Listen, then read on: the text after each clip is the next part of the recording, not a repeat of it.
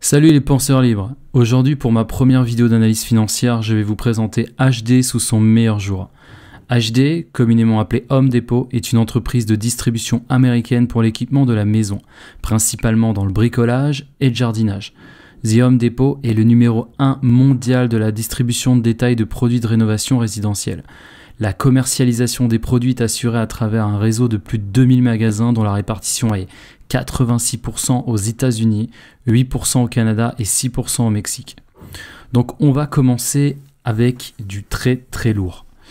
Alors en termes d'analyse fondamentale, HD a la notation financière A, ce qui veut dire qu'il a 1% de chance de banqueroute sur 30 ans.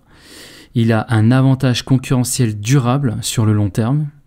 Il a un Return of Capital Employed parfait, c'est-à-dire que l'efficacité de l'entreprise à générer des bénéfices à partir des capitaux qu'elle emploie est gérée d'une main de maître depuis au moins une dizaine d'années, ce qui nous envoie un signal de ROCE prédictif et sécurisant. D'ailleurs, sur son graphique, le PER corrèle avec la bonne gestion de l'entreprise depuis 2010. Il a une dette à rembourser sur 2 ans, ce qui est tout à fait raisonnable pour une entreprise du secteur cyclique.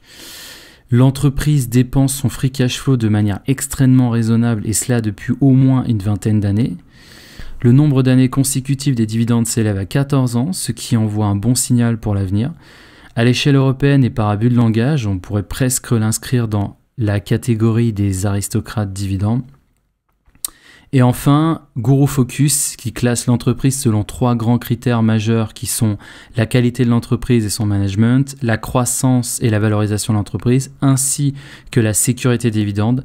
Eh bien, la note globale de tous ces critères est de 19 sur 20, ce qui en fait une entreprise excellente. En termes d'analyse technique, au niveau de l'indice de référence, on a un joli triangle à plat qui fait suite à une hausse sur le canal ascendant. On voit bien que les cours s'inscrivent au sein d'un triangle dont la droite de support est clairement ascendante. Le 18 mai 2023, la sortie par le haut du triangle après plusieurs tests sur la résistance horizontale des 4170 points marque le signal d'un second départ du mouvement en direction des 5000 points.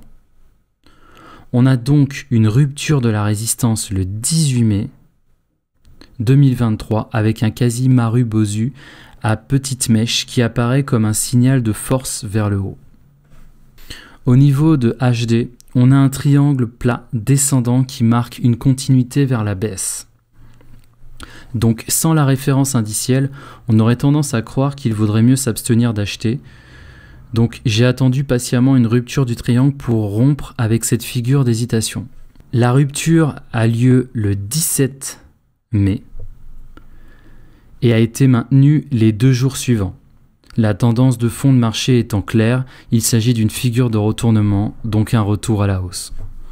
Au niveau de son prix, HD s'échange à 23% en dessous de son PER actuel dont le prix raisonnable est de 358 $ américains.